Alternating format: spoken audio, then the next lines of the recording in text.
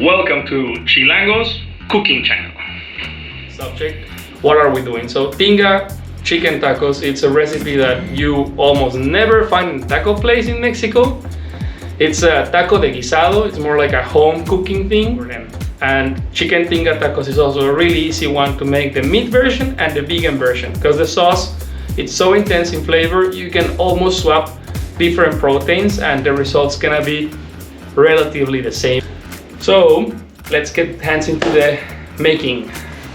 Traditional chicken version and also the vegan version with a plant-based protein. They are both delicious and really simple to make. Let's begin with the salsa ingredients. We have the tomatoes, tomatillos, dried chilies. We have arbol, morita, guajillo, coriander, onions, limes, garlic. We have also red onions. Here are the chicken thighs and the plant-based protein, corn, tortillas.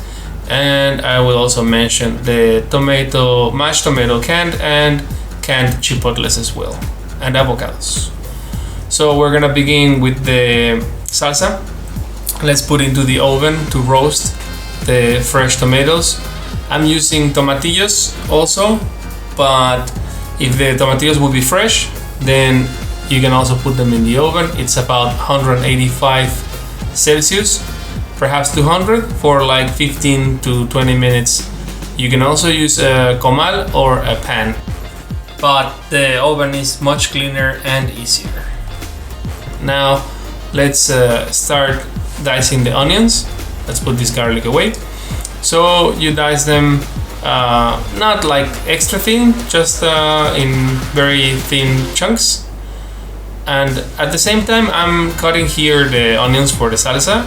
I'm also gonna take advantage and go ahead and get the toppings for the tacos ready.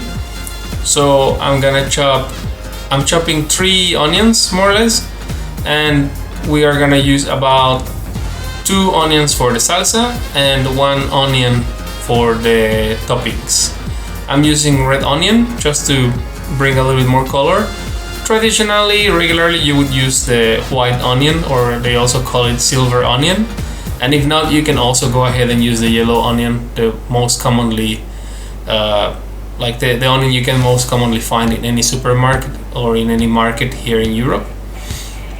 So I'm here separating the couple onions for the salsa, maybe a little bit less. So, and these that I have here in front of me, it's what we're gonna use for the toppings. The garlic here, we're only gonna use half a clove.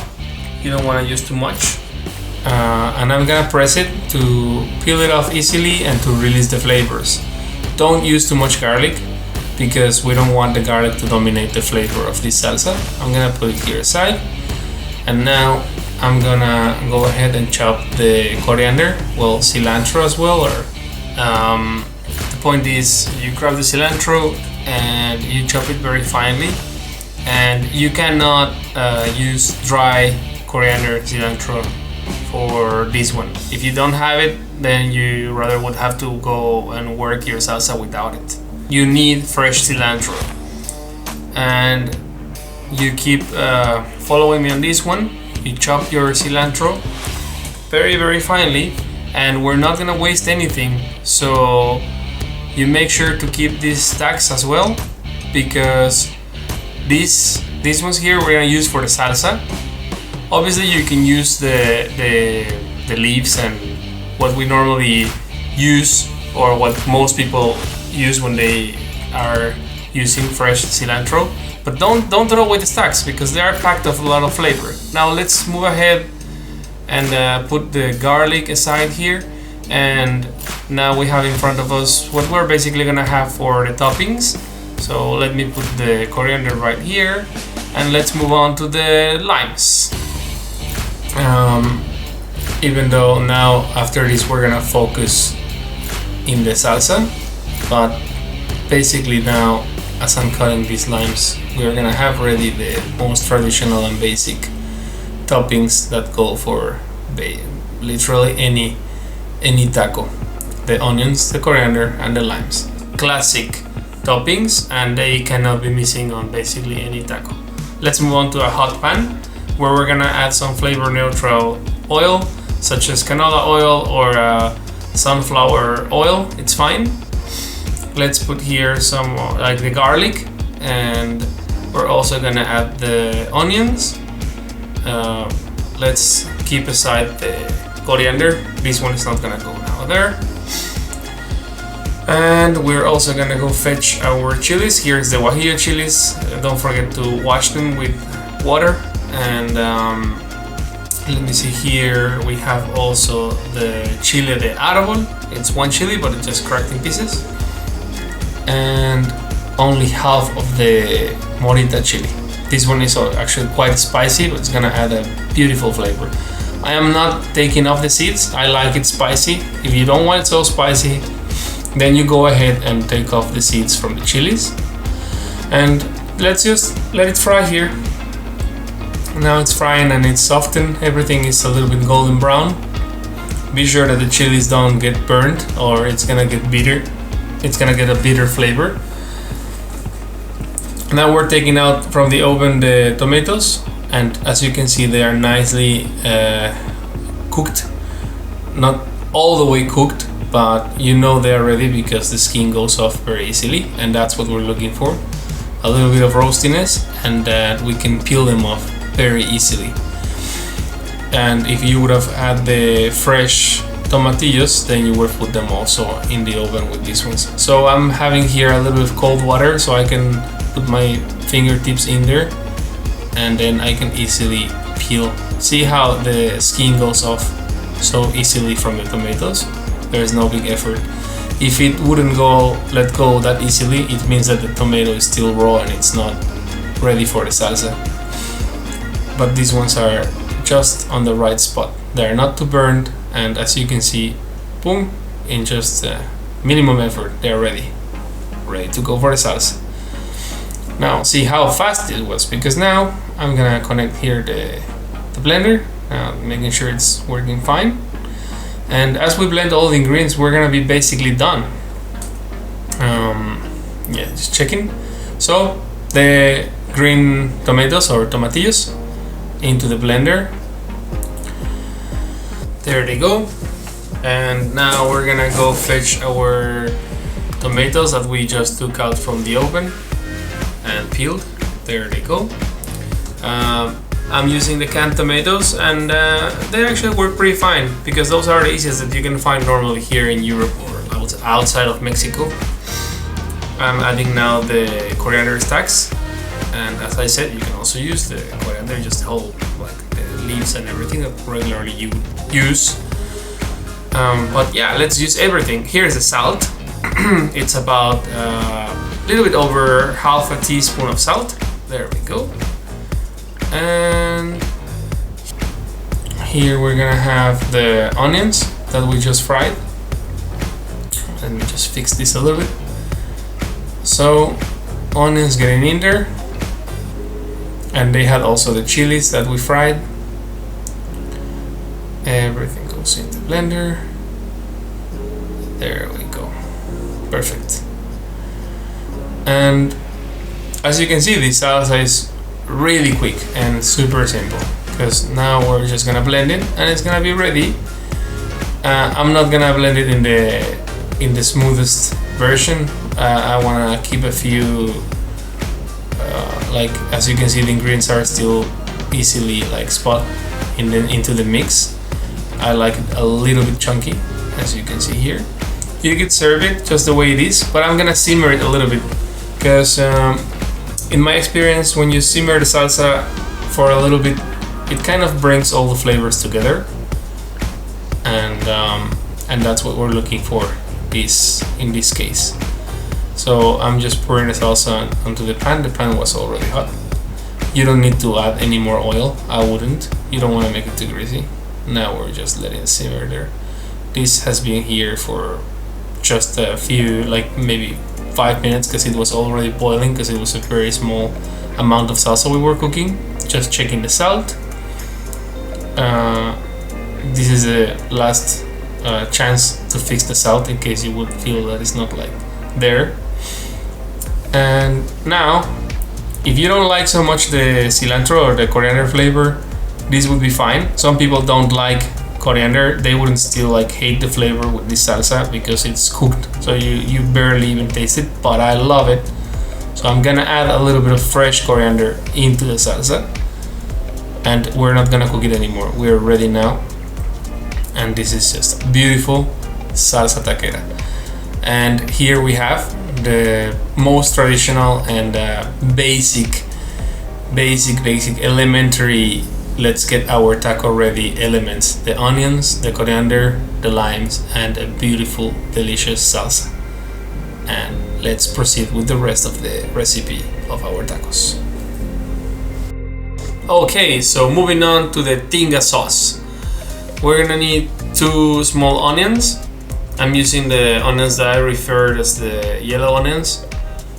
Traditionally in Mexico, we use these white onions for basically everything. But these ones work pretty fine. And just chop them very finely, as you can see. And then we're also gonna add 1 clove of garlic. Press it to release the flavors. And then just finely chop it, just the same way we did with the onion. Just careful there with your fingers, and let's just chop it as well. There we go. Perfect. Some oil into the pan, and once it's the pan was already hot, so we can just right away put the onions, and it starts frying immediately. And we just stir it a little bit, and now we're gonna let it fry in there until they get golden brown. Now that they are golden brown, we're gonna take them away. And in here we have already the chipotles, and we're gonna add 1 can of mashed tomato, and here we're gonna add a little bit of water to get all the tomato and also to make it just a little bit more runny. You could also use chicken broth if you want, but well, in this case we're gonna use this tinga for chicken and for the vegan one.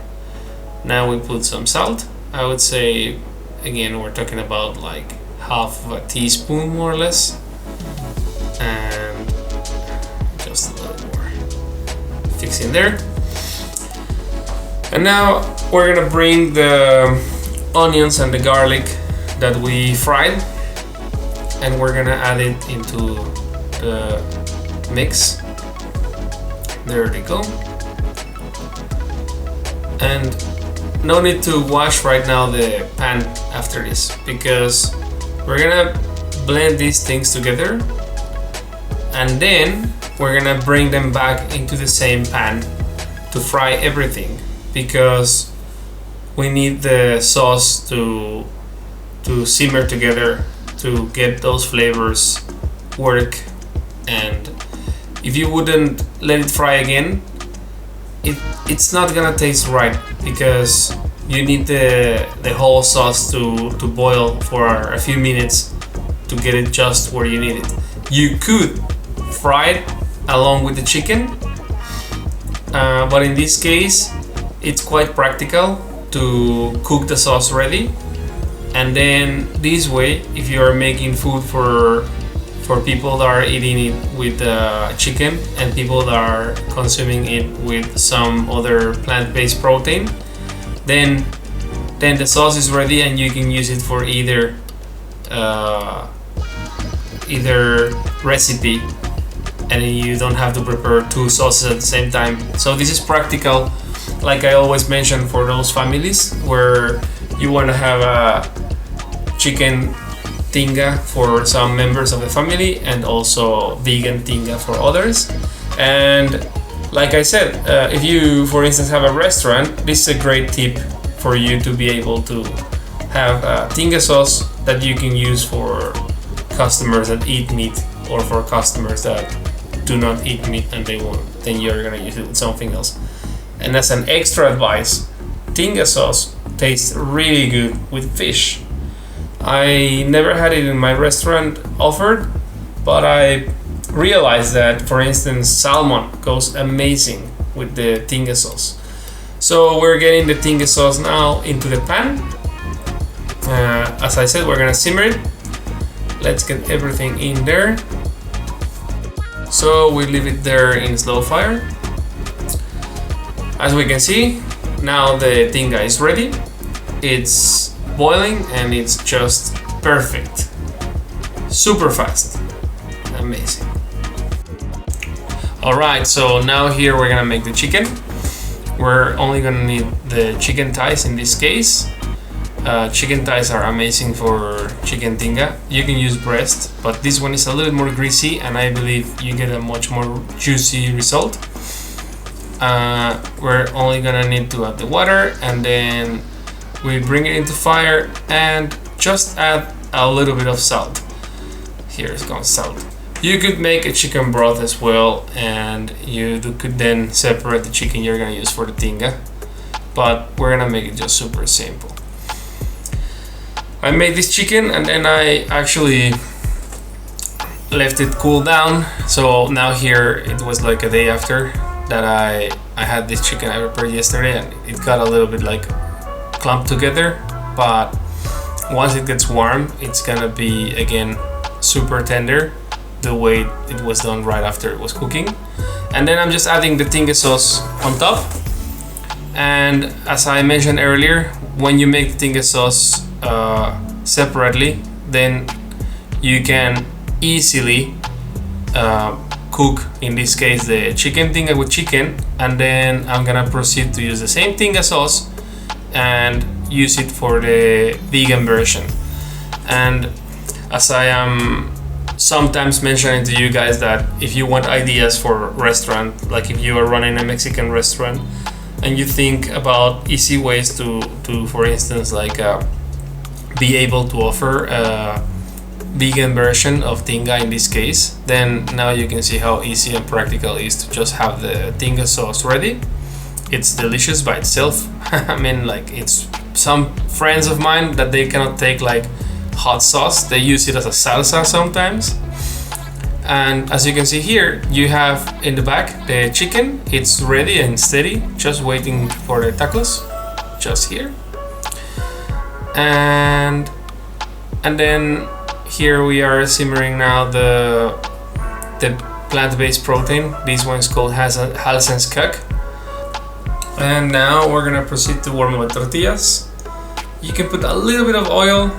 It's not necessary, but sometimes a little bit of fat is gonna make sure the tortillas get just nicely, slightly crispy while they are warming up. And well, you can just I guess that there's no better way but to just let them get a little bit brown, like you can see with these ones that I'm flipping. Not necessarily all of them, but I prefer when they get just a little bit, like these couple tortillas on the very top.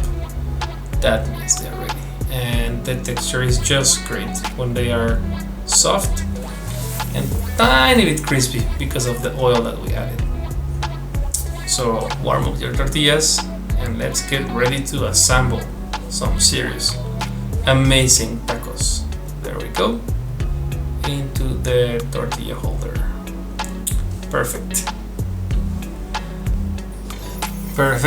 Now we're gonna proceed to assemble the tacos. So regularly, if I would cook this at home, I would just leave the chicken in a bowl and the Halsenskak separately as well, and then everybody can just grab their tortillas and the protein they prefer, the toppings, and so on.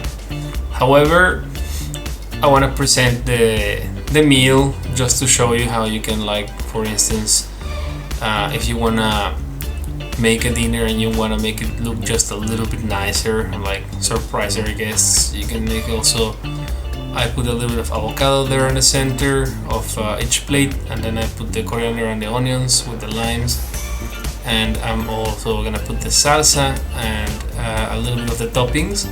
But well, yeah, basically this is just so I can present you the dish the way it's just like meant to be seen. And I feel like the salsa, of course, it's something that everybody should put on their own, because not everybody likes or wants so much, or some crazy people even eat tacos without salsa, right? But here I'm just presenting them, and that was the chicken version, and now I'm here assembling the vegan version. So here a little bit of Halson's cook and there, and I'm doing it with double tortilla, so trying to make them more like what you would say is a street taco.